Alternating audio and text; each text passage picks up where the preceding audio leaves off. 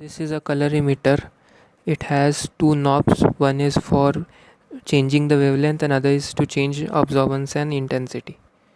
So in with this colorimeter we are going to do two experiments, one to calculate unknown concentration and other to find absorption spectrum.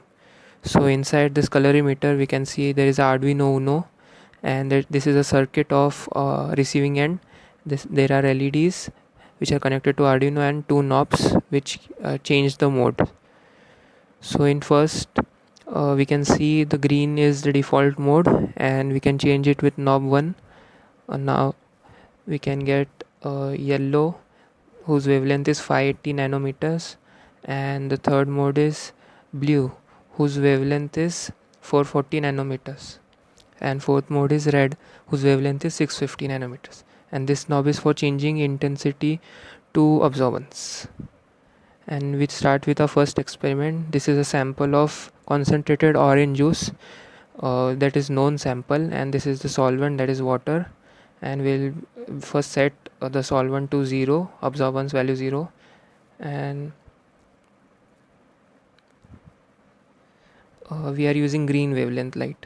So you can see that absorbance is 0 for solvent, and so now we put a known sample into it and same green wavelength, and we can see absorbance of orange juice is 0.74, and with green wavelength we are using green because it absorbs most.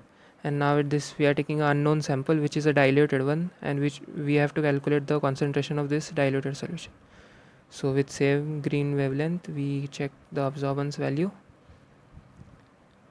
We get absorbance value of approximately 0.3738, and so now we can calculate the unknown uh, concentration of the solution. So we are doing it by Beer-Lambert's law, and according to the Beer's law, absorbance is directly proportional to concentration, and we have kept the path length constant because we are using the same container for both samples. So A is equal to Kc. Now in the first case, where let's assume the concentration of our concentrated orange juice which was known sample to be 100%, and so we get absorbance is equal to K times C, and absorbance in first case was 0.74, which is equal to K times 100%.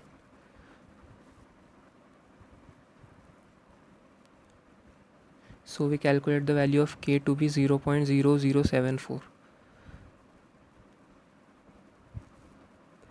and now we'll find the unknown concentration. So the absorbance value was 0.38, and so absorbance is equal to Kc, that is 0.38 is equal to 0.0074 times concentration, unknown concentration, and so C is equal to 0.38 divided by 0.0074, and which is equal to 51.34, that is approximately equal to 50%. And it is correct because I had diluted the solution half water and half concentrated orange juice, so we can conclude that this device is pretty accurate in calculating unknown concentrations. And we start with a second experiment to calculate the absorption spectra of this orange juice. We are taking the concentrated one so that absorbance is maximum and we can get accurate results. And so we use first green wavelength, that is 540 nanometers, and we get absorbance 0.74, same as in previous experiment. And now we can change the mode to a yellow one, that is 540 nanometers, and we see the absorbance value to be 0.11, 0.11, yes, because orange juice absorbs less orange and red yellow wavelengths.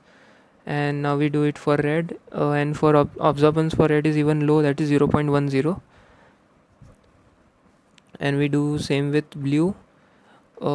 As you can see, for blue absorbance value is approximately 1, so that means no light is passing through the blue light is passing through this sample, so we can conclude that approximately all light is absorbed. So now we can plot this wavelength versus absorbance to get absorption spectrum of the orange juice sample. So as we can see that in blue region there is a maximum absorption, and in red yellow region there is minimum absorption. This is because the orange juice appears orange, because the blue and green wavelength are absorbed and only red and yellow wavelength is allowed to pass through.